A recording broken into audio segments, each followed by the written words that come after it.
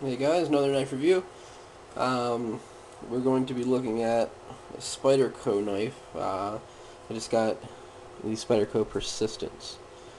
I do not have a Tenacious. I just didn't get around to picking one up. It didn't really. I mean, I liked my Ontario Rat 1, so I didn't really. I just never got around to picking up a Tenacious. But I got this came up in the secondary market with this clip on it. Um, it was for sale for maybe a little over what the knife cost, but the clip alone is almost as much as the knife is worth. So I definitely snagged it. Custom titanium pocket clip. Um, Now look at the difference here. See how this one loops up like this? That means, I mean, obviously it's going to bury really deep in your pocket, almost to the very edge of the knife. The stock clip um, basically clips in like that, but you'd only be carrying it up to here. So the difference is pretty dramatic. You'd have a little bit sticking out. Plus this little lip right here kind of is a pain to get it in your pocket. With this one, it's just flawless. This is one of the nicest pocket clips I've ever had on a knife. It just never gives me any hassle. Anyway, the knife has the phosphor bronze bushings. You can probably see them, yeah, a little bit color. G10, very very thin G10, like really thin. Stainless steel liners. This knife actually, I don't know if I should even bother taking it apart, but for having those bushings, the same ones were in the Ontario Rat 1, and it felt smoother than this. This one kind of just, the retention is excellent. It takes a little bit to get it out, but once you get it out, it's just, it's not that smooth. It's nice, but it's not that smooth. Or I could just be really spoiled with that damn birch tree I got with the IKBS bearing system. Let me clean this off real quick here.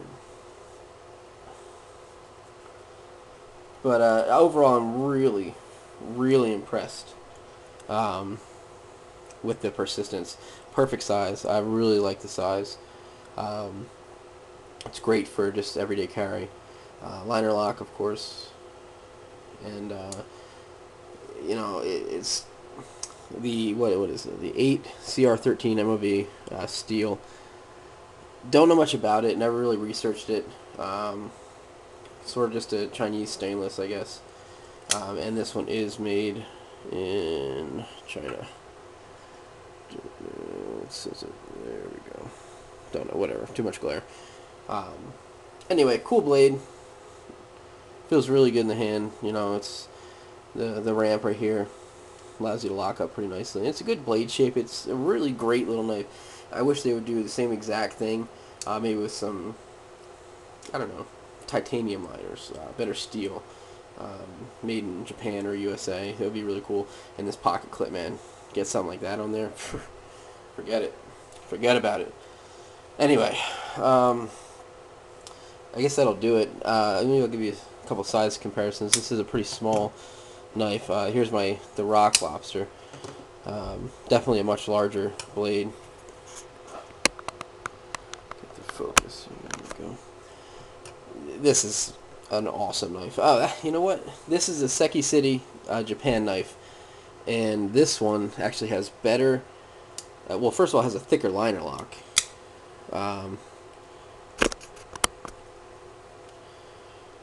It's a heavier knife, but this one has a really thin liner lock. The liners are like a partial liner instead of a full liner, so it really cuts the weight down on this. But for having the Chinese compared to the Japanese knife, this one, the blade almost like rubs on the side on the G10. With this, it's almost centered. It's just it's actually better. So just a kind of a weird thing. But so there's nothing wrong with the Chinese knife. I've just had, those frost cutlery knives. They're Chinese, and it just gives a bad name to that kind of production. But Spyderco's got it right. I'm sure other makers will follow soon. But it's kind of, I don't know, it's kind of a pain. That's all they care about is cutting costs. I mean, not with everything, but everybody does a little bit. So I got these two guys now. I made the cut for the special edition Knifeworks Military with titanium frame lock and G10 on the other side, and the blade is going to be M4 steel. Very excited about that. I put my deposit down about a week or two ago. They're shipping in sometime in July. You definitely see a review on that. It's going to be my first military in general, and I just love the combination of a G10 slab on one side and titanium integral lock on the other. So, very excited. Cannot wait to get it. That's about it. Alright. If you need anything else, just send me a message. Alright, later.